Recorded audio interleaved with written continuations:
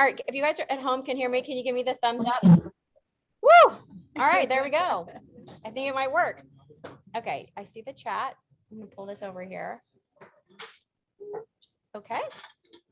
So welcome, welcome. We are recording. Thank you guys for coming. We have a good group in person. We have a good group at home. Again, I'm gonna say thank you for bearing with us when we do this hybrid thing. It's not perfect yet, but we will figure it out. I think it's helpful, make it easy for you, those of you guys that need to be at home to still be able to join us. But the in-person thing I think is so important. Obviously, it's so nice to see so many of your faces. For y'all at home, there's probably what, 15 of us ish. Nice number. So that's good. So what we're going to do today is go through the 1 to 4, just kind of paragraph by paragraph. And you guys should all have a printout in front of you. If you don't, we have copies right here on the corner to fill in and take notes on. And then just you can refer to it when you're writing an offer. Some of you guys may have done this a few times. Some of you guys may be brand new. So this will hopefully be very, very helpful. Does anyone have any questions before we get going? No. All right. Let's do it. You want to take it away? So what we're going to do, there's lots of different contract forms, right? I think there's 6 different forms. We're going to do the most commonly used one for us, which is the 1 to 4 resale. So, all right. I'm gonna let Angela take it away. Okay. Hi guys. So parties, there is a blank for the seller and for the buyer. Usually you get the seller information from the tax rolls. So when you're presenting an offer, you will sometimes have a situation when someone bought it while they were single and now they're married, and they will, because of community property law in Texas, you will need to ultimately have the spouse's name added. So this is how, however you put it, whether you want a middle initial, middle name or not, is how you're going to be hold title legally on the deed and in the tax rolls. And we get sometimes the question from you guys, if you're taking a listing of like, who is the seller and you're not sure because a parent owned it and they passed, now the kid owns it, you're not really sure. Always you can flesh that stuff out in advance with the title company before you really take the listing, so that when you do get an offer, you know exactly what to tell them to put in the seller blank, right? And you want to make sure that the right person is signing the listing agreement. So always ask the title company if you have a question about title.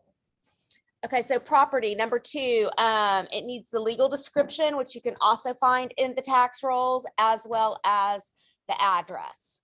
So improvement means the house, garage, all other fixtures and improvements that are attached and built in. So that's what is going to convey when the property sells. And it includes things that seem questionable: wall-to-wall carpeting, mirrors, ceiling fans. So if it's permanently affixed, the assumption is it stays. So a mirror that hangs on a single nail and wire, that assumes that it goes. But if it's like mounted into the wall, it stays. So that is what's considered to go to the buyer when the sale closes.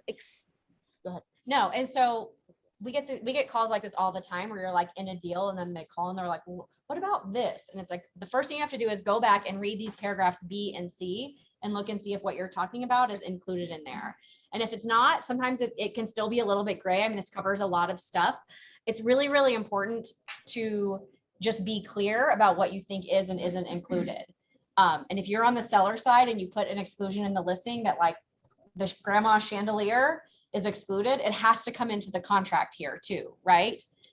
Right. So you'd put that on D, what you want. If it's something that's assuming that it goes to the buyer, but the seller wants to keep it, the chandelier that's a family heirloom, you would put that under exclusions. So, and then accessories are some things that aren't affixed to the house, but they're considered, but they normally convey, like swimming pool equipment. Like you don't take out the Polaris or something and all of that. So, and then if you do have something with an oil and gas lease, then if you're going to exclude, if you're retaining that and not conveying that, you would fill out section E. So you can't just write. So we used to see people in exclusions would write mineral rights, and that's like a huge big no-no. You need to attach the addendum. So do you guys have questions about that before we keep going?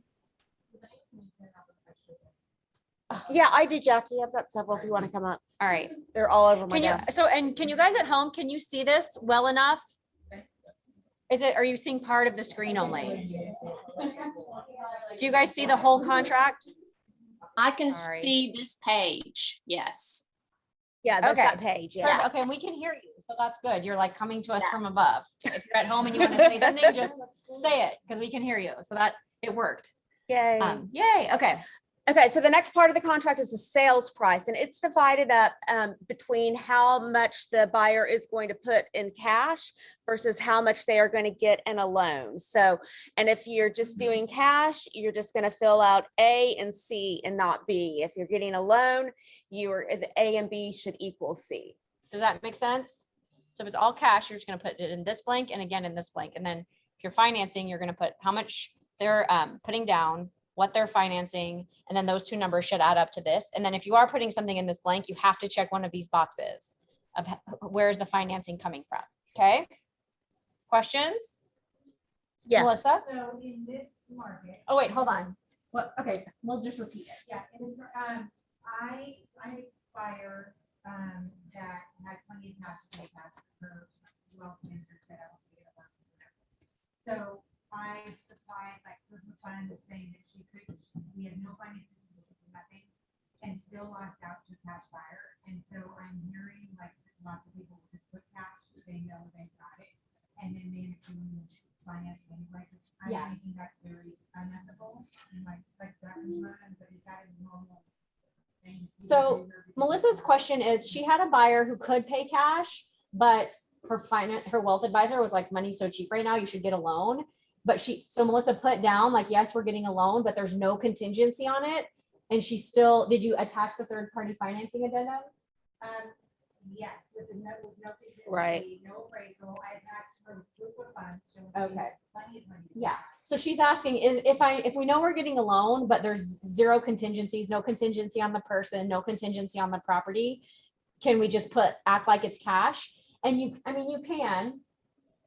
As I always say, like, if you show up to the closing table with like a truck full of dimes and you can pay for it, like, does it really matter as long as you're on time? No. But people will say like, well, why is an appraisal scheduled? What happens is in that situation, the appraiser schedules the appointment Right. and is like, why is there an appraiser coming? And you can say, well, we are financing, but there's no contingency. So, I mean, in this market, I don't like to be non-straightforward, but I understand if you're going to lose and it's as if she were paying cash, you could do that. And then I would call once you're under contract and say, hey, just FYI, she is getting a loan. If the loan doesn't work out, she's still going to pay cash. That's probably like that's not a lawyer's answer of how to handle this, but that's like a realtor get the job done way to answer that question. So I'm not advising you to put cash if you know they're getting a loan, but if there's a possibility that they could pay cash, and if the loan doesn't work, they're going to pay cash to get the deal done, I would do it.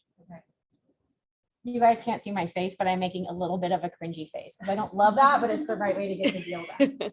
Okay. But what if you do that and then people are like, no, Well, if you're They paying can't. cash, they're not going to know. you lied to us on it? Well, it's done. I mean, they're under contract. If you show, like I said, if you pull up to the closing table with a truck full of dimes, like the money's going to show up, right? Yeah. Whether it's cash or from a lender. Yeah, it's a contingency. So if they're Yeah. still performing, they're bringing, good funds to closing. So if we perform, then there's nothing they can. Yeah. They can't. The Right. seller, Allow. I Right. mean, sellers have very few outs, so they might get really mad. Yeah. So as an agent who's trying to like preserve your reputation, you need to be diplomatic about it.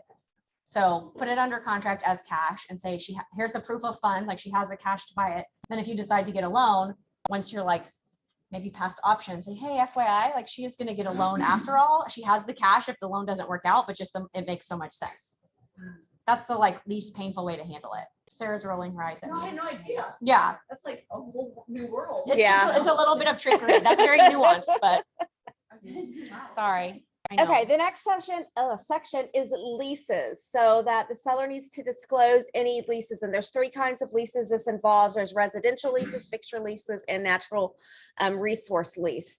And so this is the situation for residential, when there is a lease already on the property. This is different than if the seller wants to lease back for a couple of weeks and do the addendum for seller lease back. This is if there's already a tenant in the house or in the back house, and that's going to convey. So and And that's basically like so if you want to buy a property and there's a tenant in place, you can still buy the property, but you become the landlord on the day of closing, right? So this kind of addresses how the security deposit gets transferred and how the tenant gets notified and that the lease is in good standing. This addresses the nuances of the buyer becoming a landlord on the day of closing.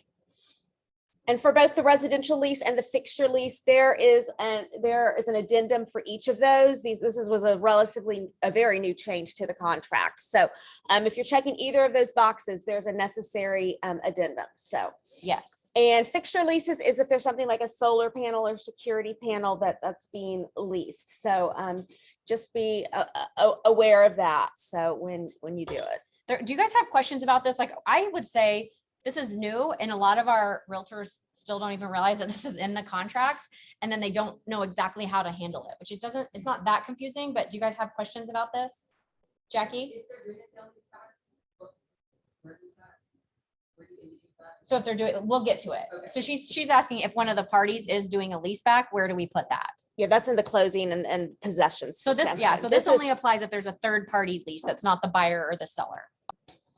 Okay, moving on. Earnest money and termination options. So earnest money. So within 3 days, the buyer will deliver to blank and you put the name of the title company and how much earnest money. So earnest money is the money that the buyer puts down to show that they are serious about buying it. Traditionally, 1%'s been the number. We found in this really aggressive market, people have been putting down a lot more than 1%, especially when they know it's a multiple offer. I mean, it's a business decision, but to make it more attractive.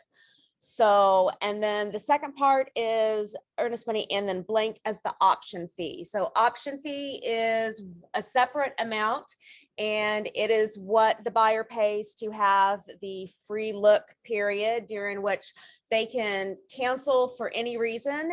Usually that is, it is when the buyer should do inspection. So if they find something, they'll have the leverage of canceling the contract if the seller's not going to help them out with repairs.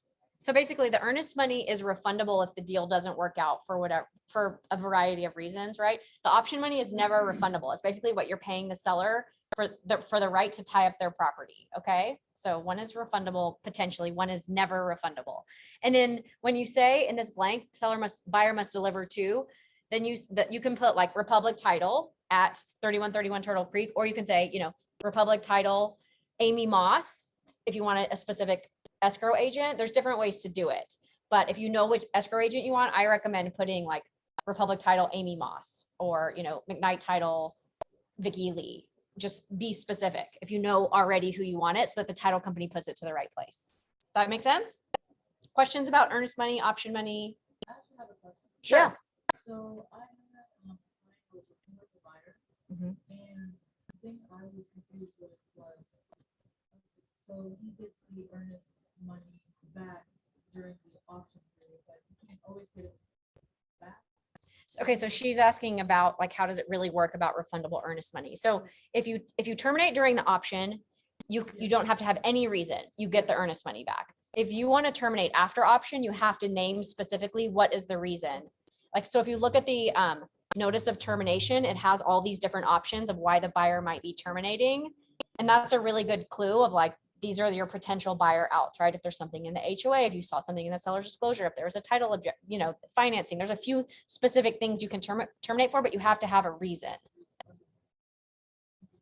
Good? The option fee can be applied actually at the close of escrow. Yes, and it is. I think that's what the contract provides. Yeah, There's an option to either have it applied or go directly. it's No. changed when the contract This form sentence right here, it changed, says yeah. the option fee will be credited to the sales price at closing. So it used to be like a box that you check, but now automatically, if you put $500 as your option fee, it will be applied. Interesting, yeah. Take that option. If you what? If you like, Yeah, if you get it under contract and you put $500 option money and you terminate, you're never getting your $500 back, but you're getting all of your earnest money back. What's the standard rule done by option? Melissa's asking, what's the standard rule of thumb on option money? I think it can vary anywhere from a couple of $100 on a low, like under $300,000 property to, $1,000 plus, I'd say, if it's over $1 million. Yeah, I mean, it's a negotiable term, right? And it's another way in this competitive market of saying like the likelihood of my buyer walking away from their option money is like, if you put $1,000 down, that's not an insignificant amount, right? So I would say it's, 200, sometimes on the bigger price homes, you might see 500 or 1,000, but that's money you're never giving back. So it's really up to what the buyer's comfortable losing. Does that make sense? Okay. And so both the earnest money and the option money, this was a big change, is now delivered to the title Mhm. company. You no longer deliver a separate check to the seller like you used to. Yeah. So, and you can deliver it, like, let's say it's $10,000 earnest money and $1,000 option. You can either do a check for 10,000 and a check for 1,000, both made out to the title company, or you can do a check for $11,000. Yeah. And a lot of title companies use like the electronic ways now, like they use Zocum, which is like an app where you can send the money. There's lots of very efficient ways that you guys don't have to be like running around getting 2 checks and delivering them to 2 different places and getting receipt. This change in this paragraph streamlined it, so it's much more easy for you guys. So one thing to point out is that timing is super, super, super important here. So you have 3 days to deliver the earnest money and the option fee. If you don't deliver the option fee in a timely fashion, like you don't have an option, right? So that's super important. And if we had this happen a few weeks ago, where it was an investor from out of state, and they were putting like a normal amount of earnest money and option down, but they just never delivered the money. And the seller was like, well, I'm under contract. Like, what do I do? So you have to look at this provision here. So if the buyer fails to deliver the earnest money within the time required, the seller may terminate the contract or exercise their remedies, or both, by providing notice to buyer before buyer delivers the earnest money. Does that make sense? So if you have just a really super disorganized buyer and they're like not sending the wire, or sending it, like if they don't do it after 3 days, the seller has the right to be like, all right, I'm terminating, you're not a real buyer, right? But if the buyer just forgets and they deliver it on the 4th day, the seller doesn't have the right later to be like, oh, well, you delivered your earnest money late, so it's not a deal. Like it's a deal. It's a race at that point to either for the seller to terminate or the buyer to deliver their option money. So Does as that- soon as the money is delivered, then the contract is sealed, and then it's after that. Yes. If they if accept the it, seller- yeah. And this used to happen a lot also with investors, where you get an investor that writes a offer and they put $1,000 earnest money, which is not much. That's usually a good hint that you're working with like an investor that's not that hard to walk away from $1,000 of earnest money, right? And then they would never deliver they would say no option and $1,000 earnest money, but then they'd never deliver the earnest money, and the sellers would be like stuck in this contract. So they added this provision here where the seller has the right to terminate if the buyer never delivers the earnest money. Does that make sense? Yes, what did you say was the app that everyone's using now too, to help transfer the funds? Zocum. Zocum. Uh-huh. Yeah. How do you spell that? The title company will let you know if they work with it. It's ZOCCAM. Melissa's got a And question. How does the seller know that the auction money was delivered and that's when it was delivered? They just follow the agent to get proof that it was delivered? Yeah, so this typically the title company on the last page of the contract is like a receipt page, and the title company is really good about saying like we received all this money on this date and signing off on it. So you'll get a notice. Okay, I'm sorry, I just want to make sure I'm super clear on Okay. this. No, perfect. That's why we're doing this. So if the buyer is, like, it's a 3-day and they turn in the money on the 4th day, so if they turn in the money and then the seller is just like, you know what, I don't feel comfortable, they were a day late, it's kind of like, well, I wish you would have said this 12 hours ago. because we Right, could have done right, something yeah. about it, But now we can't. Yeah, so Angela's saying if the buyer turns in the money on the 4th day, the seller doesn't have the right to be like, oh, well, it was late, so we're not accepting it. Like it's basically they have to decide that they don't want to go forward with the deal and terminate before the buyer delivers the earnest money. You said that, I just want to make sure I was. super Yeah, clear. yeah. Okay, thank you. And I mean, option money is different. If you're late with your option money, technically you don't have an option and you can be a jerk about it. Well, that's not fair. This happens often where one of our agents will call and say, I have a listing. The buyer, was late delivering their earnest and their option money. It finally came on the 5th day. It's a 10-day option and they're sending us repair amendment as if they had an option. And it's like, okay, well, you have to decide if you're going to give them an option or you're not giving them an option, right? So, because technically they don't have an option. You can just be Yeah. like, too bad, you don't have an option, right? We're not negotiating anything with you. But usually a buyer has other outs, right? There's a financing out, there's an HOA out, there's a seller's disclosure notice out, although in our company, we should never have that one because we deliver it at the time of contract. But does that make sense? That's a Mhm. tricky one, Sarah? but Then like, with the earnest money then, but like if you have that little window, that you know that it's on the option money, what if they deliver the option money a day late? Then on that, can you say, well, too bad, so sad, you missed the deadline? Yes, and I would do that up front. So if you have someone who delivers the option money on day 4, which is rare if they've also, you can say like, you don't have an option. Okay. But the challenge is that most buyers have other outs and they're just gonna say, okay, well, I'll write it out for a week or two. And then Yeah. so- does that make, so you have to decide if you want to, if your seller wants to work with this buyer and give them their option, even though they were late, because they're probably gonna have other outs. Does that make sense?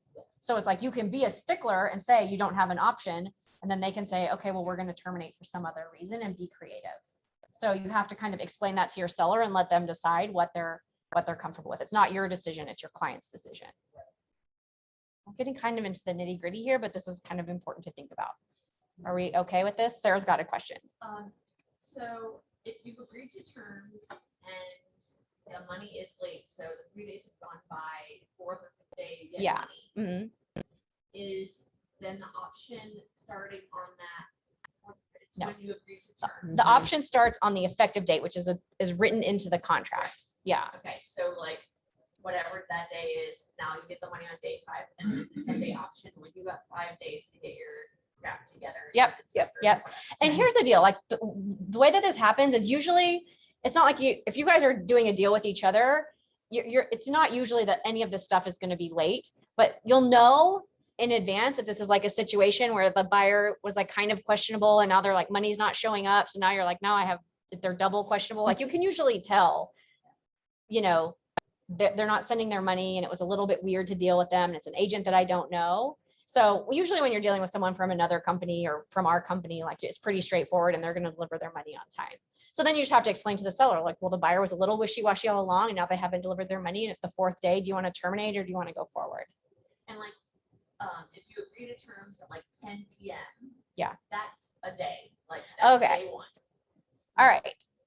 Okay, so let's talk Her about, question was, if you agree to terms Yeah. at 10 PM, is that the effective date? yes, if the acceptance has been communicated to the other side. So there's to be, that's one of the elements of having an effective and executed an effective contract. Yeah, So- I mean, delivery is the final component, really. So if you So- email that at night, at 11 o'clock, you're sending it to the other side saying, hey, we've agreed, then yes, at that time at 10 PM is the date. But if you're asleep and you don't get it and send it into the next morning, then, So there's a blank here at the bottom of the contract. Whoever is the last party to like agree to terms and send it back fills in this blank. So if you and your buyer are negotiating and you get the counter from the seller and you're like, okay, we agree and let's just sign it. It's 10 PM. We can sign it today and send it back to them. And today is our effective date.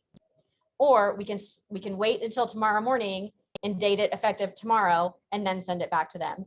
The difference is that you get kind of an extra day of option, right? The risk there is that they get another offer overnight and you lose it. So you have to, that's strategic. That happened to It does Stacy. happen.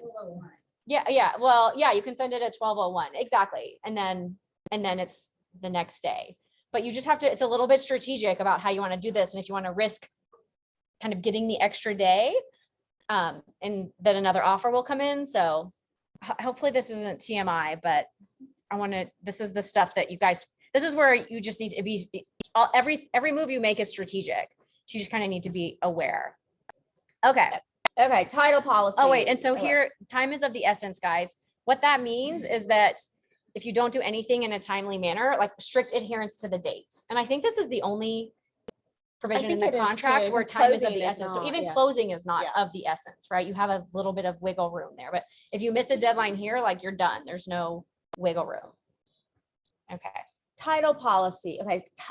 Seller shall furnish to buyer a title policy. So a title policy is ensuring that good title, with no flaws in ownership, is being conveyed from the seller to the buyer. And there is a blank as to who pays for it. Typically, seller in Texas pays for it. They can figure out the amount. There are, if your client is wondering, there are lots of calculators online, that's set by the state. So just calculate in Texas title policy calculator.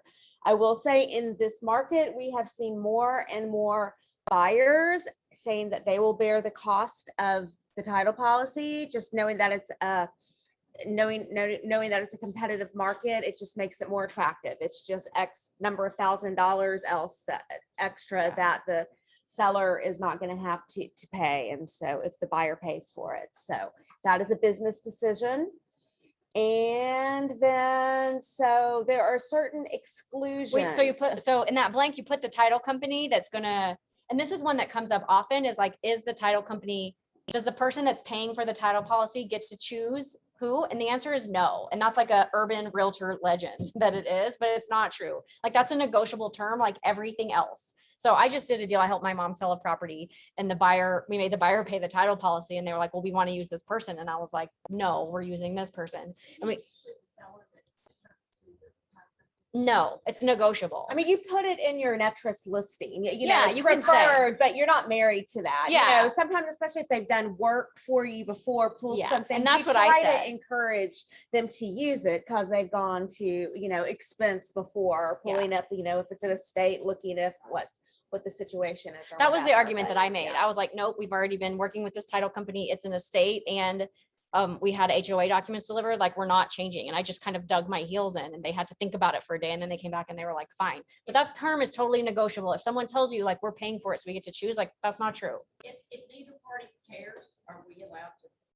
Yeah, I mean, Yes. a lot of clients don't know anyone at a title company, so Yeah. you can choose your favorite one Mhm. with your favorite closer. And in the MLS, it's going to say who's the seller's preferred. So also in this market, that's one less term to negotiate if you just go with who the seller wants, unless you have a really strong. Sometimes the client's like, well, my brother owns a title company and they're going to want to use them, right? But usually the client doesn't care. That makes sense? Okay, sorry. Okay, so there are certain exclusions, meaning things that are not covered in the title policy. And these are listed below 1 through 8. So there it includes easements. Basically, the title policy company is not going to insure things that we know are already affecting the property. And a lot of these are just clearly like stated and it just is what it is. Mhm. So So there is number 8 is it's called the discrepancies and shortages in areas and boundaries. This is if there was a mismeasurement on a survey or something like that. So there's you have to pay extra if a buyer wants this. I always have encouraged clients to do this because it's a minimal cost. It's 5% of the regular title policy. So, you know, like on a $500,000 deal, it's like 150 or something like that. So it just gives you that extra level of protection. Again, it has whether the buyer or the seller pays for it. I think in this one, it makes more sense for the buyer to be paying for yeah. it. And when we So- ask title companies, they say right now, because this is new, this provision is new, is maybe like 3 or 4 years old. And we were waiting for there to be an industry standard. And they say they see it about 50-50. So sometimes the buyer asks the seller to pay for it. Sometimes the buyer just pays for it. You can actually calculate what the number is by figuring out the title premium cost using that calculator that Angela mentioned and then taking 5%. This is one where I'm not like, I don't advocate ever like over insuring, but this is one where I think it makes sense to recommend to your clients, because if there ever is a boundary issue, you don't want to be the person that said, don't get that extra coverage, right? Now, of course, you have to let them make the choice, but we're giving you guys this information so you can kind of talk through what it is and be able to explain it. Questions about this? Jackie has a question. Is that to more beneficial for the buyer? Buyer, Yes. yeah, it's for down the line with buyer. It's an additional boundary endorsement issues. to the basic Mhm. policy, so it's some extra coverage. Okay, so the commitment. So the commitment is what the title company gives you initially while they're working, because they can't give you an insurance policy until you actually are at closing and buy the property. So the commitment is giving you like a first look of what your title policy is going to look like. And that's where you're going to see all of this information, all the exclusions and such. So the title company has 20 days to have this prepared. Usually it comes a lot earlier.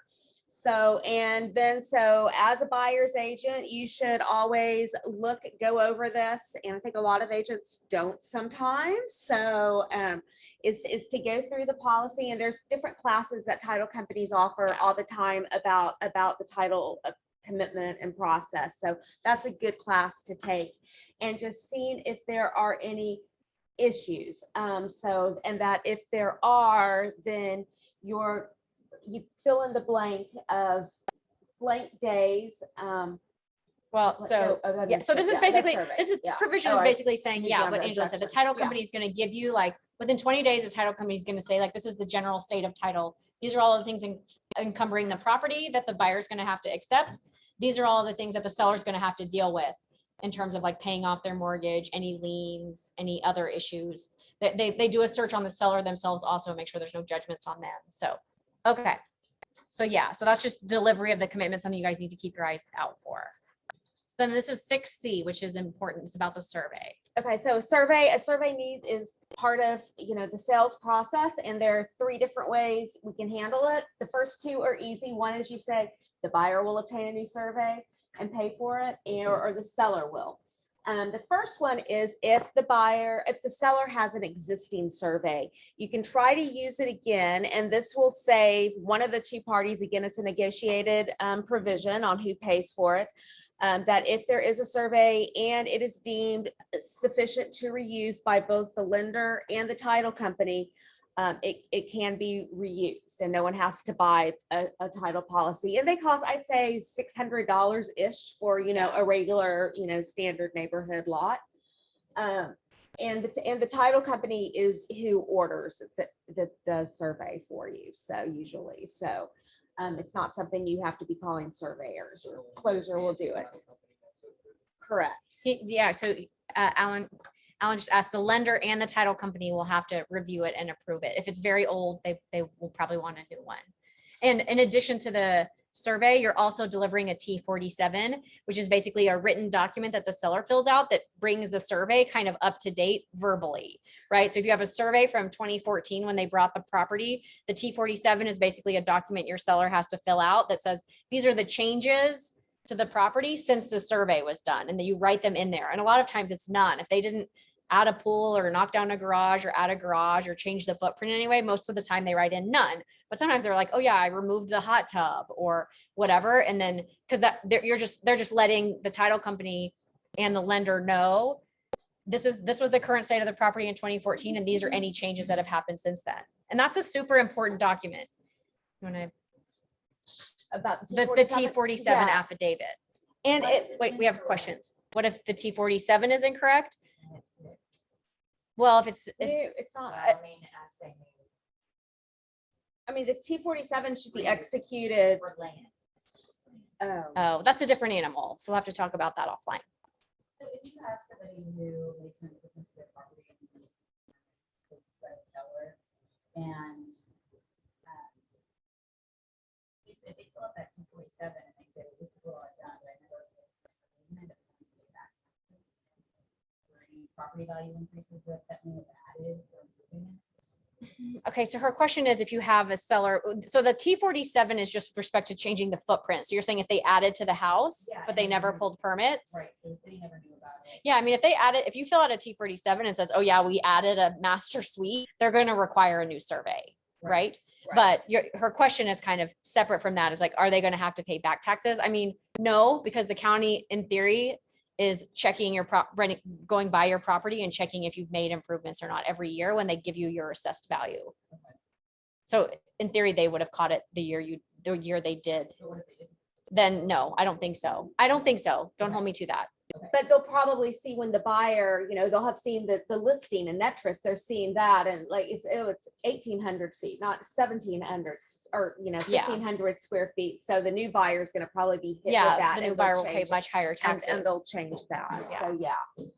But, So this is super important, guys. This is why at Briggs Freeman, we require that we really, really want you guys to upload the survey and the T47 with your listing paperwork so that it's there like upfront, right? And they just have it. And also because getting a T47 filled out can be a little bit of a pain because it has to be notarized. So just get that homework done before so that then you can just deliver this in a timely fashion.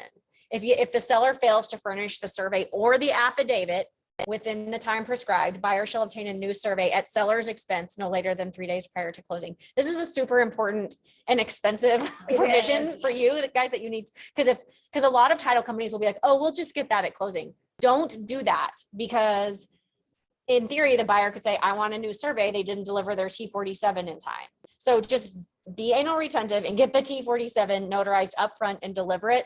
Because a lot of times what happens is if you didn't do the T47 or deliver the survey on time, the buyer's going to say, I want a new one. And the seller's going to be like, you didn't tell me I even needed to do that. And you're going to end up paying for the buyer's new survey. And like Angela said, it's $500-600 on a platted lot. So that's really important to remember. And then the last blank, if it's not acceptable, who's going to pay for it? Very rarely are they not acceptable. And if it's not, you're going to probably know. And the listing agent will know. So if you have a buyer that brought a property 15 years ago and they've done some changes, you can take it to the title company and say, can you guys use this? And they can probably give you a good idea or not. And if they put a fence up, if on your Yeah. 47, you put, fence replaced in 2019, they're not. Or gonna accept driveway it. or anything Yeah, like something that, big right? like that. Yeah. And this is where I'm going to get on my like personal soapbox about surveys, because I think if someone's paying for a very expensive title policy and we're encouraging them to get that additional coverage, that additional endorsement that protects against boundaries, I always recommend, this is a huge asset. Even if someone's buying a $150,000 house, that's still a huge asset, right? If you have a new survey, it just makes your policy so much better because the policy references what's on the current survey. So I always recommend to my clients, just get a new survey and pay for it yourself, because then if there's a problem, the title company has a very fresh survey they're looking at. You have privity of contract with the surveyor. So if they made a mistake, they're also on the hook to you. That's my recommendation. Some people don't want to spare the expense, and that's fine. But I always explain to people, like, I recommend you buying your own new survey because it makes your policy so much stronger. And it makes that additional endorsement way, way stronger. Does that make sense? Okay, that's me being just wanting your policy to be as strong as possible, your title policy. Okay, so in that case, you would just say, within blank days after the effective date, buyer shall obtain a new survey. And then you're paying for it. So you maybe don't want to order that until after you're past the option, but just as an FYI, okay? It's a lot to remember, I know. Questions? Okay, moving on to objections. Tiffany's asking in the chat sorry. to confirm if there's a mistake in the square footage, a new survey would need to be completed. I don't know what you mean by square footage, like the boundaries, like yes.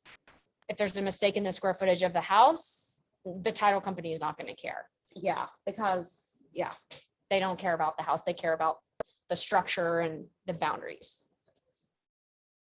Okay, objections.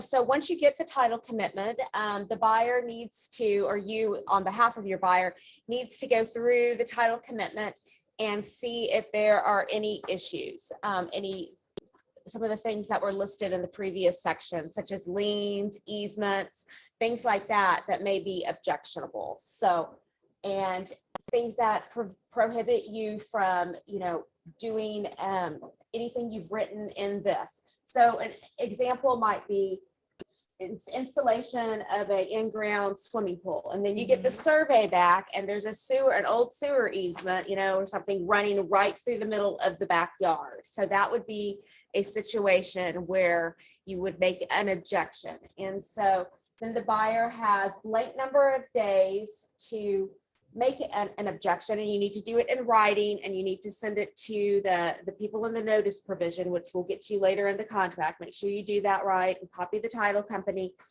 And then the seller will have 15 days after they receive that objection to cure it. So obviously an easement is not going to be something they can cure, but let's say it's a lien or something like that on it. So give them the opportunity to cure. And if they cannot, then within 5 days after the end of the 15-day cure period, the buyer may cancel if they want to. So, another example to put in there, maybe if you're something, an old, dilapidated house you want to tear down and build, a big house. So you put like, two-story house of at least 4,000 square feet, and you find out there's an overlay or something in the district prohibiting you from doing that. That would be another situation. Yeah, so a lot of times, or you may want to put like rental property, right? So like if you're buying a house in an HOA, maybe some HOAs prohibit use as rental property, so you may want to put that in there.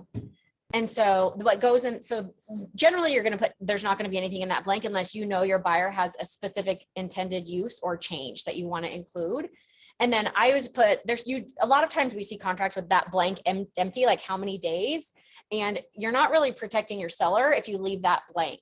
So on the listing side, you need to put a number in there, and I would put like, 3 to 5 on the listing side. When you're writing an offer for buyers, I would put 7, right? Give your buyers some extra time. Yeah. Right? Because that just gives you a little bit more time, especially if there is a legitimate title issue and you want them to talk to an attorney about it. That takes time. So 3 to 7 days, depending on which side you're representing. Again, it's not a deal killer. If you have a listing and the buyer puts 7, fine. Maybe not worth fighting over. But a lot of agents don't understand like what that blank means. And so they just are going to agree to whatever you put. Does that make sense? So the other thing we see here is like, like Angela's example was a good one. We just had this happen in Fort Worth where they wanted to they wanted to knock the house down and build something new. And there was like a setback line from the city of Westover Hills where it was like 15 feet on both sides. And they were like, well, let's approach the city and see if they would waive that because we need that. And the seller went to the city and the city was like, sure, we can make an exception here. And so a lot of times if you're working with a builder, you want to get the builder involved and make sure that everything works with the setbacks and all of that good stuff. Does that make sense? A lot of the things we can't cure ourselves, but we just need to know the right person to ask. Exactly. Yeah. That was- Yeah. On C1, what do you usually recommend C1. for days? Oh, I would put 5 or 3 or whatever. It depends. If you're the buyer, put 3 and hope that they don't get it to you in time and you get a new survey, right? On our side, it shouldn't really matter because again, we're doing all of this as part of our listing homework so that you have it ready to deliver the day you go under contract, right? None of you guys are going to do that, but I hope that you do because it really is what you should be doing. It makes your life so much better and it's going to save you hundreds of dollars. Does that answer your question? Okay. All right. Okay, title notice. So abstract of title. I mean, this is basically just a notice about title. And then this is, the title, they're going to give you notice of whether it's in an HOA or not. It's either yes or no. And on the listing side, you 100% should know whether your property is in a mandatory HOA or not. And then this kind of governs how you're going to deal with that. But for the purposes of filling out the contract, you just need to say it is or it is not. And if you're filling out an offer and you don't know, it should be in the MLS listing, or you can ask the listing agent. But you'll know whether it's, generally speaking, if it's like a property in the subdivision that does have an HOA or just a house that was built a long time ago that doesn't. So questions about these? These are all just statutory title notices, right? You just need to be aware that these things exist. There's taxes. These are things that the listing agent should know. And you're going to know from talking to your seller if any of these are effective. If you're out in the middle of nowhere, it might be in a mud. So a utility district, these are just things, public improvement districts, things you kind of need to be aware of. When you get out onto the fringes and not necessarily in Dallas, these will probably become more relevant to you. Okay. All right. Okay, property condition. Seller shall permit buyer to access to the property, and buyer is authorized to have inspectors and make inspections. So as we all should do, if we're representing a buyer, they should have the house inspected unless they know they're going to be tearing it down. So it is just for their own protection to know what they are buying. So if they are getting a hydrostatic test on the plumbing, then there is a separate form that needs to be filled out as part of that, saying who is bearing the risk. So, and 2 important parts, 7A is like an overlooked paragraph because there's no blanks for us to fill in, but that's the paragraph that gives you and your buyers the right to access the properties. This happens somewhat regularly where they're like, well, the seller won't let us in. And it's like, no, the contract requires the seller to give you reasonable access. Now, if you're going every day for 4 hours and bringing different interior decorators, is that reasonable? Like, no. So this does become a point of contention. So reasonable access is what's required. The other thing to point out here is that the utilities need to be on and stay on through the duration of the contract. That's just, it happens somewhat regularly where they like turn off the power and then you send someone back to reinspect and the power's not on. And so they just need to stay on. And if they're not on, you need to get them turned on. Yes, Sarah. If you are gonna take, you know, a designer, somebody into the house, like, you need to make an appointment on showing time to get access. So she's asking, do you have to make an appointment on showing time if you're under contract and you want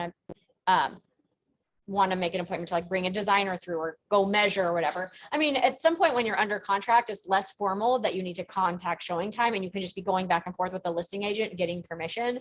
So, but you could require that they do it through showing time, but usually you're just in communication with the listing agent. Well, it just depends, you know, your agent, the buyer's agent, the seller's agent, you know, They're they're so back and forth. Yeah, back and forth. Yeah, It's probably yeah. easier. at some Usually you're point. like, hey, we need to take our designer by it's Tuesday or Wednesday. Like, Just Can we let do- the listing agent know if you're representing. yeah. And you Right. can't just let them know, you kind of have to ask, because at some Okay. point it's like too much.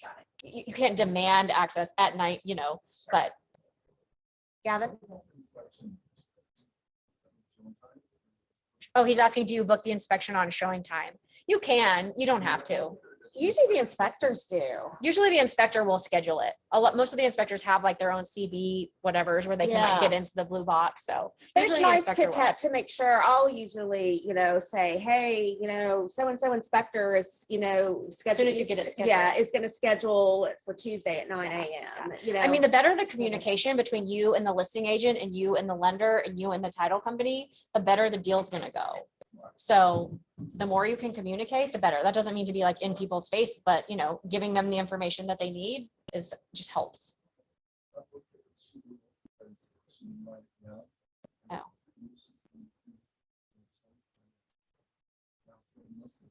Oh, so basically she's, well, then, yeah. Gavin's then saying if he had it's the not situation listed, where then that's, yeah. yeah, he didn't have, the seller never got noticed Yeah. because the listing agent didn't tell them. So yeah, that's Yeah, one way not to your ensure fault. that the seller is gonna get notified is book it through showing time if you want. Yeah. Okay, Okay, seller's disclosure.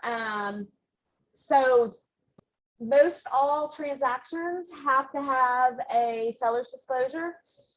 There is a list of about 7 or 8 different, or maybe it's more like 13 different exceptions when you don't have to do it.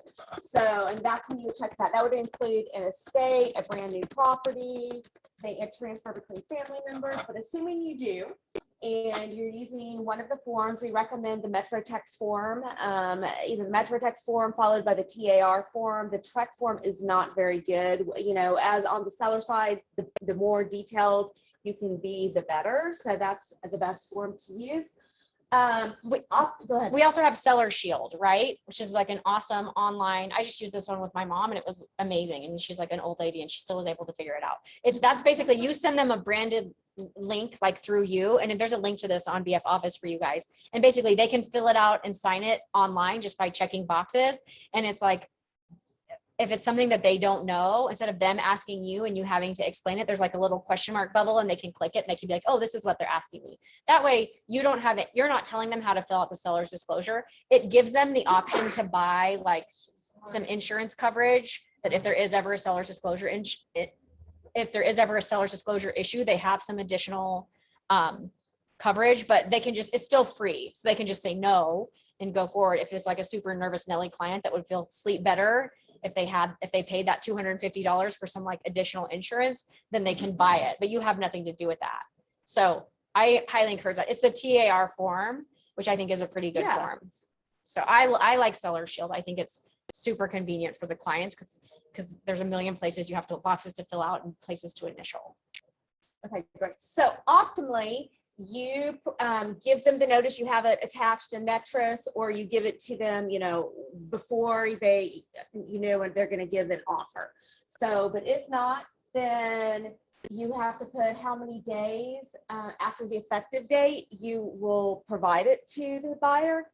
And this is important because if the buyer does not receive notice within the number of days of that effective date, The buyer may terminate the contract for any reason within 7 days. So that's a big out. When Zareen was talking about other outs, that if there's an auction dispute, this is a big one. So hopefully our agents, again, our OCs and stuff really kind of pound you for getting your seller's disclosure upfront and loaded and everything. But it is just always best to have that notice out there.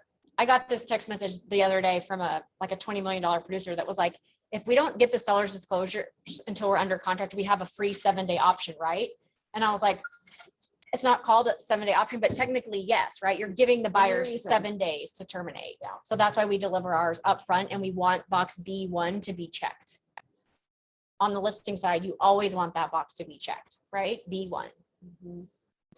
Good. Okay. Okay, next, acceptance of property condition. Wait, did we go I'm over the sorry. exceptions? So, Oh, yeah, do we- so there are a few very specific exceptions where the seller is not required. If they've never lived in the property, it doesn't matter. They still have to fill out a So seller's if like a disclosure. flipper would have Or to. like a investor that had a property manager, you still have to. There's very, very narrow exceptions. It's in section 5.008E of the Texas Property Code. So you can call and look, or call one of us and we can say, yep, no. So just to be aware, but the circumstances under which it's not necessary are very limited. Jackie's got a question. What if it's a builder? Like if it's new construction? It's brand new, no. If it's brand new, no. That's one of the exceptions. But if it's been totally gutted inside, but it's a 1950s house, yes, they Yeah. do. If it's a resale, right? Bank Yeah. owned, don't have to do it. What is? Bank owned. Yeah, if foreclosures, you don't have to, right? The bank's exempt. Okay. Okay, property condition. As is means the present condition of the house and all defects. So how the house is on the day you're going under contract, right? So you check as is, or that you want the seller to complete something. So most always we're going to check as is. This does not prohibit you from getting an inspection and going back and negotiating repairs for the inspection. It's things that are visible to the naked eye. Yes, Alan. Suppose the contract's like already accepted as is, and something happens to the property after. Well, then they're required to give you the property on closing day in the condition it was when you contracted for it. So yeah, so if something happens, if something breaks, the stove breaks, or if a storm comes and damages the roof in a hailstorm and stuff, they have to be able to give it to you in that condition. So this would be something to the naked eye. If something was obviously wrong, let's say there's a bunch of broken windows or something, just as an easy answer, you say, and you want them fixed because, let's say there's 6 broken windows and you don't say anything and the inspector comes and notices them, but anyone should have noticed the broken windows. So if you wanted those fixed, you should have said that up front. So whereas the inspector finds things that just you as a consumer in the house aren't necessarily going to see, you're not knowing under the house there's a pipe leak or whatever. And really what we use this blank for is like, if the listing agent has marketed like new roof, right? So if they're like, oh, the seller's in the process of getting a new roof, and you're negotiating the price as if it had a new roof, you would want to write that in there, right? Like roof to be replaced, in accordance with this person's bid or whatever details that you have. That's usually what you see. If the seller's marketing it, carpet being replaced, I would say like as is with the carpet being replaced. Does that make sense? If you're gonna give money for like, let's say for carpet instead of the seller doing it, would you put that there? Would you put this in itself, like So $1,000 Sarah, for carpet? yeah, so Sarah's asking if you were going to do, if you were offering like a carpet credit, no, because this is the actual things that sellers are going to be doing. That's money. So you would put that somewhere And else. if that's and in we'll get there. 12B, we'll get there. Yeah. Yeah. Angela? Jinx. Question too, like, I've looked at things in MLS that say property sold as is, Yes. but that's a little bit different, right? That's like saying we're not gonna make it. Yeah, so, okay, so here's the deal. This happens all the time where agents are like, we're selling as is. Well, yes, we have it. This is an as is contract, right? Our contract is an as is. It's totally unnecessary. And realtors are saying that and they don't really know what they're saying because it's kind of a legal term of art. If you have an option, they can say as is until they're blue in the face, but your buyer still has the right to request things and terminate if not. So it might make them really mad because they were like, we said as is, no repairs. But if you do an inspection and there's something catastrophically worse than what you thought you had kind of agreed to, it's okay to ask. And it's not just the fact that they write as is in there, like is something magical. I wouldn't do that because that's legal language and you just don't know what it means. And I mean, when they put that in the listing, they're basically telling you like the seller is not doing repairs, so get over it. And you can kind of understand that with your mindset and set your buyer's expectations to that effect so that they don't go through and ask for like 400 things off the inspection and say, look, the seller is probably not really going to work with us. So let's get the best deal we possibly can. You still want to do an inspection because if the foundation is in 2 pieces and you couldn't see that, you need to know that. And then maybe you would go back and say, look, you said we were going to pay 300 for this house, but we thought the foundation was good and it's not. And now we can only pay 275. Does that make sense? Okay. So it's just good to know that the seller is feeling that way. Legally, it doesn't really mean anything. So I've been told that FHA won't look at anything that's as is. In the listing, Yes. well, it's possible. I mean, FHA is not going to really know what the listing is, but I mean, FHA, like we talked about last week, you know, their appraisers are kind of also inspectors and they do come up with certain repairs that FHA financed homes have to be in a certain condition. So if they're saying as is, it's a good rule of thumb that this property maybe needs some work and has some issues and it isn't going to qualify for FHA. But actually, that's not going to be, like, for instance, you know, a home that was built in 1972, and it's the seller selling it out of it, but it's in really, really good condition. Would you feel comfortable? Yeah, so you don't know what it means. As is more than negotiating. As is doesn't necessarily mean it's in bad condition. It might mean that. Yeah, she's right. It may either be just like a seller that doesn't want to deal. So they're giving you the heads up front, or it may be a house that's like very dilapidated and they're like, this is just is what it is. And you're clearly an investor is going to buy it. Okay. Does that make sense? Yes. Yeah. thank you. Okay. Okay. Okay, moving on. Lender required repairs. This would be something like a roof, foundation, wood destroying insects like termites. And if it's more than 5%, the contract can, The buyer can terminate. yeah, the buyer So- can terminate. Yeah, so basically, like we heard from Lisa last week, like most conventional loans are not going to have repairs usually attached, but FHA might. So they're going to give the list. The seller is not obligated to do that list, and then the buyer can terminate and walk away, right? But if the seller does it, then the buyer doesn't have an out there because the seller is agreeing. What this says is if the FHA, the appraiser comes up with a very long list and it's $15,000 worth of repairs and it's $100,000 house, the buyer may be spooked and say, well, I don't want that house that needs $15,000 repairs. So then the buyer has the right to terminate. That's basically like the nuance here. That's when you don't really understand until you get into it, but it's worth covering for sure. Repairs, seller agrees to complete repairs by closing date, and if permits are necessary, they'll be obtained, and do repairs made by people who are licensed. You can't just get random handyman or, you know, The seller fixer can't do upper it husband themselves, to, yeah.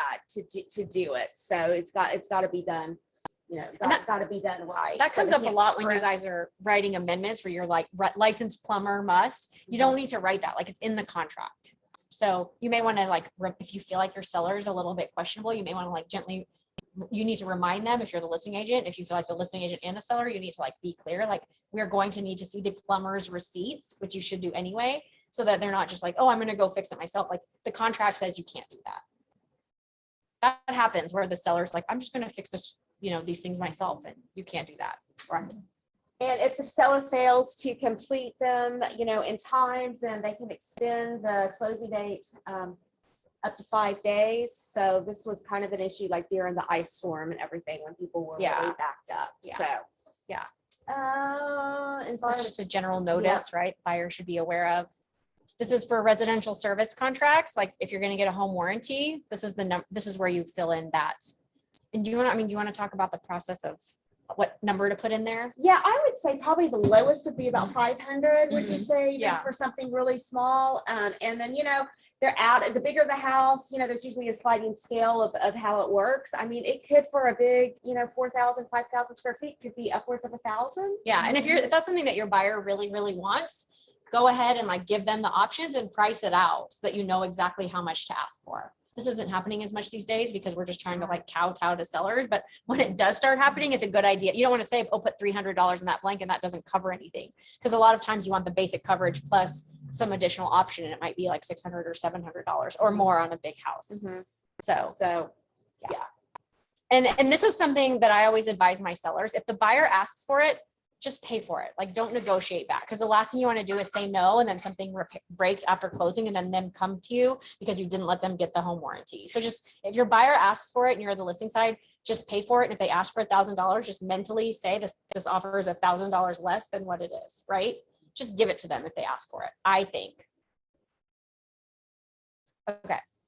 okay, brokers, this is saying if one of you are, if you're representing a family member, or if you own, if it's gonna be a property you own that you're selling, or even a partnership that you're part of, you need to disclose this. So, Yes. And with this, you probably get this call a lot, where agents call and they're like, do I have to disclose this? Do I have to disclose this? So this is very clear, like what you have to disclose is lineal consanguinity, right? So if you're blood related, then you have to disclose it like up or down, basically. So technically, if I'm listing my brother's house, I don't have to disclose that.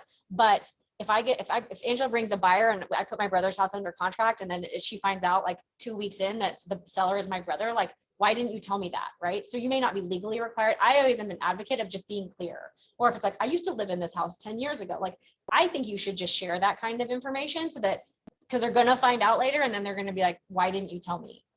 That's my personal opinion on disclosing things. You don't have to write it in here if it's not something that's required, but I think it's nice to like put it in an email. So remember, as we discussed, this is my brother's house, so blah, blah, blah. and most people put it in Netris too. Yeah. So it's there also. Yeah.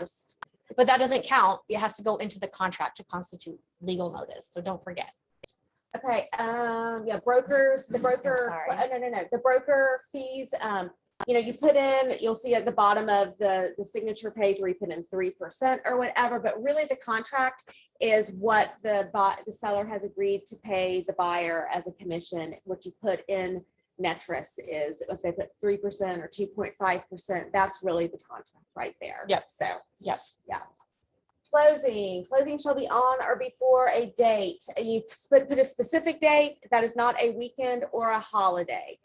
In terms of how long you should put, if it's a cash deal, a week and a half should be ample time. They just need to be able to get a title commitment and a survey if necessary. So, but those can be done really quick. If you're getting a loan, I would say at the absolute shortest 21 days. Yeah, you have to ask your lender. I mean, there's lenders right now that say like, we'll do a 10-day quick close, right? Like they can do really quick ones, but you can't put something like that without asking your lender, because they're the ones that are going to have to make their process happen. But remember, this is an on or before date. So you can say if you can close sooner if everyone's ready to close sooner. And I always recommend closing on a Tuesday, Wednesday, or Thursday. Because if you don't close on Friday, and then it's like, well, can we move? The trucks are coming. So I wouldn't close on Fridays. The title companies are also really busy. Yeah, it's not going to fund, Yeah. Wednesday is a good day, I think. Yeah. But- The end of the month, right? Yes. Yeah, end of the month is crazy. Yeah. Okay. And so then this just governs who's paying for what, how is this going to happen? How is the seller conveying it? This is where it says, there will be no liens or assessments, or the property is going to be conveyed free and clear, other than what's, accepted to in the title commitment. Questions there? We're going quick. I know we're speeding through this. This last bit is a little bit quicker. So possession. This is when the buyer gets the property, when they can move in, access it. So when you either check closing and funding, which is always the cleanest, that means the day of closing, assuming the funds transfer that afternoon, they can move in. Or if the seller has a need to lease back, which is very common, and they do the seller's temporary lease, and which will be attached to this contract, and it'll set forth the terms, and it may be a couple of days free, or they may be leasing for 2 months, and that's negotiated if you want to make them pay and how much. Yeah. So. Yeah. And just a tip, if you do a lease back, make sure that you advise your client to talk to their insurance person and explains what's happening, because the nature of the insurance is going to be different, right? Does that make sense? Like if the seller's leasing back, their They're not gonna have homeowners. Yeah, their insurance, they're homeowners gonna insurance get, isn't like, gonna, they may want to get insurance. renter's insurance. Right. Thank you. Sorry, the words Yeah. were escaping And me. smart devices, this is a relatively new provision, so this is saying that if it's a control or passcodes, that you must deliver the information to the buyer and swipe your phones and computers of all access. So you don't want the seller to, move on and be able to, control your lights or, access the house or whatever. This So- happened more often than you think, where they'd call and they'd be like, they took all the iPads that like are the brain of the house. And it's like, you just have, so that's why this provision is in here. It comes up a lot. Okay, special provisions, only writes factual statements and business details. If you do need legal language, that's what we're here for. So, something like a real common thing that people ask for sometimes, for instance, is if you're paying cash for a house, but someone wants to get an appraisal just to make sure it's going to, they're not going to pay $1 million for a house that's worth $700,000. I just want to make sure their investment, and we have vetted language. So, and then there's, some unusual situations sometimes, and that's pick up the phone and give me a call, and I'm happy Yeah.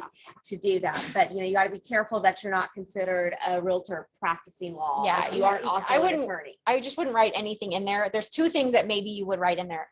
And I always recommend putting it like a deadline for your offer. That doesn't mean that like the seller may come back afterwards and you can still negotiate, but you don't want your offers to hang out there in perpetuity. Like I wrote an offer once for an investor and it was an REO, and it was one of those like agents that does like hundreds of deals and spends like zero time on any of them. And 9 weeks later, she called me back and she was like, "You're under contract." And I'm like, "I don't even know what property you're talking about." But she was right. I never terminated my offer, made it like expire. So you can put in there like, this offer will automatically expire at X, at 5 p.m. on X date. That doesn't mean that like you're holding a gun to the seller's head and they have to. Some people try to like put pressure times in, you can, but really the purpose of that is just to make sure that your offer isn't like hanging out there in perpetuity forever, right? Does that make sense? So like, this offer will automatically expire at 5 p.m. on X date or noon on this date. You can try, but yeah. The other thing is that sometimes people write in there that the seller will have the house professionally cleaned prior to closing and will deliver a receipt. So it's just things to think about. But even that gets tricky because don't write things in here capriciously, I guess is the moral of the story. Call me or Angela. Okay, so at closing, the seller will make sure all liens are gone from the house. And this is one of you guys were just asking about if instead of doing a repair, they're going to give you money. The seller's going to give the buyer money. And this goes here in 12B. And so you would put that. So that would be one reason why you'd use this blank, would be for repair in lieu of repairs.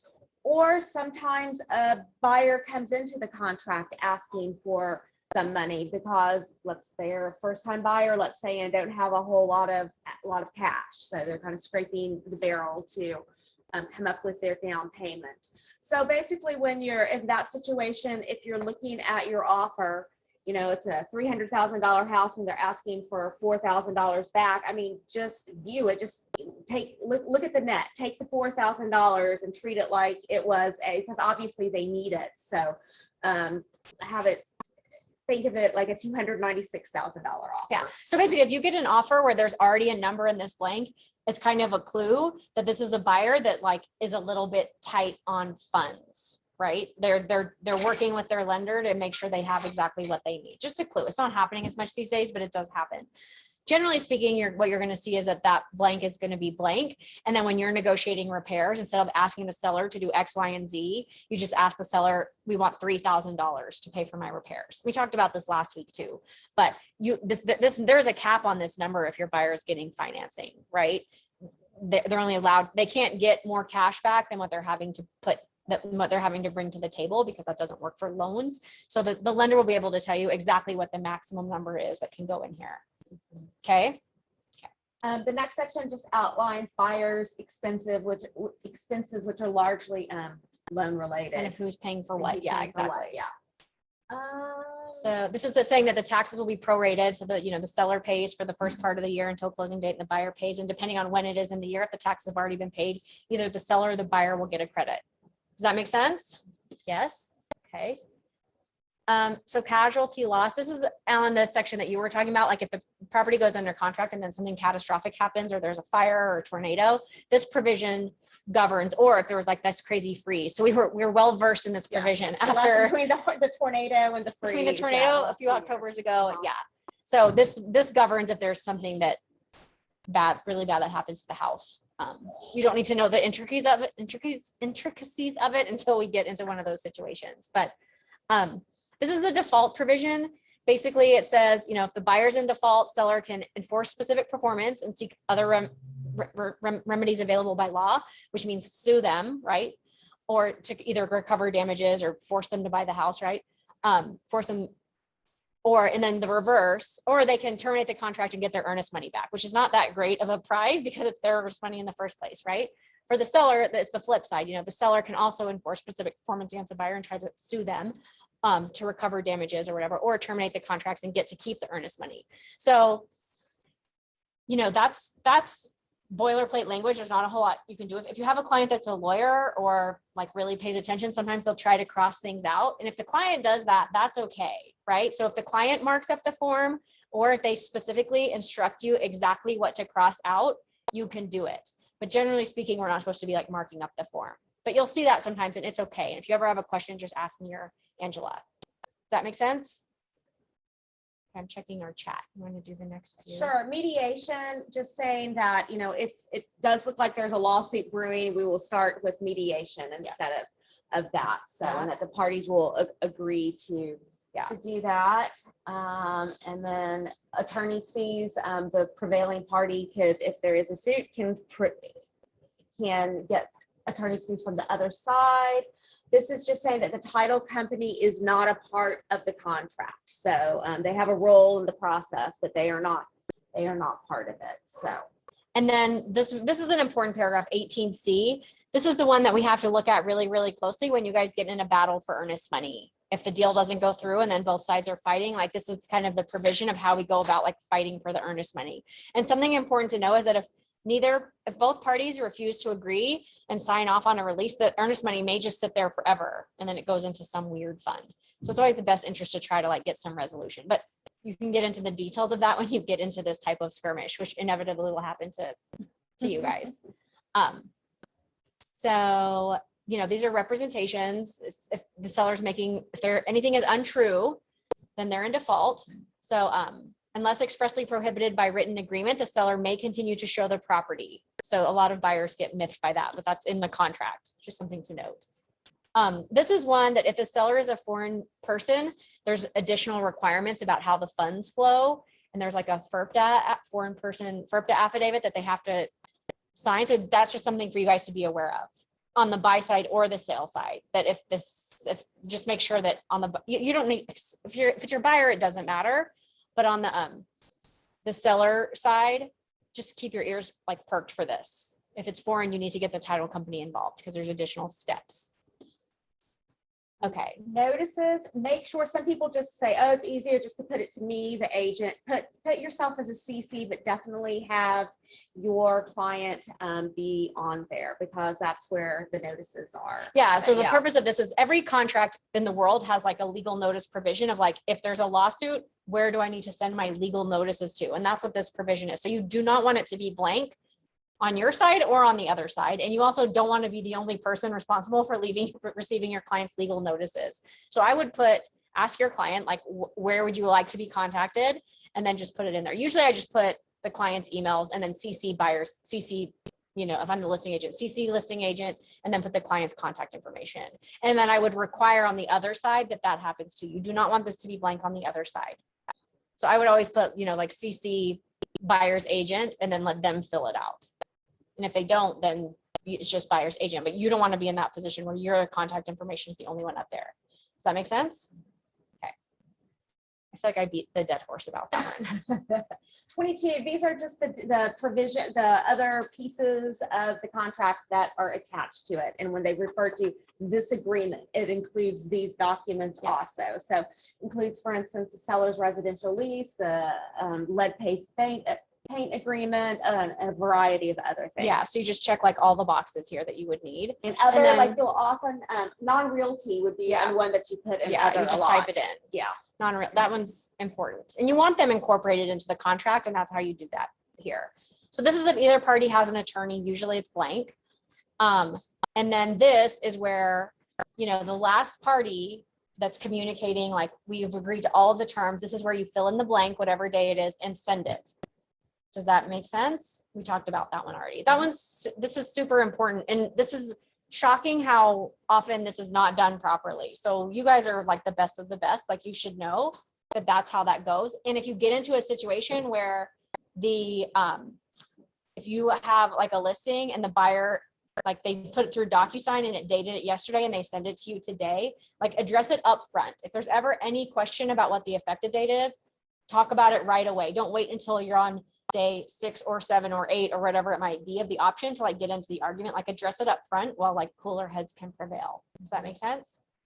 And when you're calculating your days, the day that you sign it, day 1 is really the day that's after you start counting. If you've got a 5-day option period, you've communicated acceptance on the 6th, really you start counting from the 7th, 8th, 9th, 10th, 11th. So is when you start counting. So Well, that first day yeah. is not part of it. Yeah, that's right. You guys all know that we go over this more like in art of the deal, but how to count, you count like the day you get executed and then the next day is when it starts counting. Okay. All right, we're almost there. You guys are hanging with us. It's good. So this is where the listing broker's information goes, and you can pull this off of the MLS. Reach Out will automatically pull this in there for you if you're writing it through Reach Out. Zip Forms actually does that as well if you do the e-sync with the MLS. I don't know if the Zip Forms fills out this information, but you know, if the seller represents, you put this listing agent's name, all of this information, it should all be in the MLS and you need to fill it out. And then if you're the buyer's agent, you put, you know, Briggs Freeman here, Briggs Freeman's license number, buyer only, and then you fill out your information here. So if Stacy has a listing and Sarah brings the buyer, then we're going to check this box and it's going to say Briggs Freeman, and the listing association is going to say Stacy, her license number, her address, her supervisor, and then this is going to be Sarah, her license number. So if we're an intermediary, you're doing a deal with another Briggs Freeman agent, it's all on that side. This is wrong like 90% of the time. So you guys are going to be the best because you're going to know how to do this. But if it's intermediary and it's Briggs Freeman on both sides, we are the intermediary. And then you guys have that additional forms that you need, right? Okay, so then last, this is you know, where you put the commission in. So if it's 3, it's usually 3%, sometimes it's 2.5, it's whatever it says in the MLS needs to go in here. And you can't be tricky and put 3 if the MLS said 2.5, right? So that's, you just make sure to include that. And then this is the, Tiffany, for your question, this is the page where the title company is going to fill in that they acknowledge receipt of the option fee, the earnest money, when they got the contract, and then if there's additional earnest money. So this is the receipt page, I think 11 it is. Whew. Okay, that was like a lot of information and as quickly as we could do it. Hopefully that's not confusing. Does anyone have questions? What? Yes. The title Yes. company will fill out the receipt page. Okay. That's all we got. So next week, what we have, it's going to be all Zoom next week. It's a mock closing with one of the title companies, and they're going to like walk you through what happens at closings, what do the documents look like, what are we going to talk about, like so should be really, really good. It's an awesome title company we work with a lot in Fort Worth. It's Sean Furkey. He's an attorney. I went to law school with him actually. He's a lot of fun. So hopefully it's not boring. Should be good and helpful. All right. Thanks for coming, guys. Thank you, guys. Gavin, thanks for the snacks. Yeah, grab a taco to go. Thank you. We have online. Oh, well, we're losing some now, but I'll be able to tell. Yeah, from your registration. 10, yeah, from the registration. So that's good.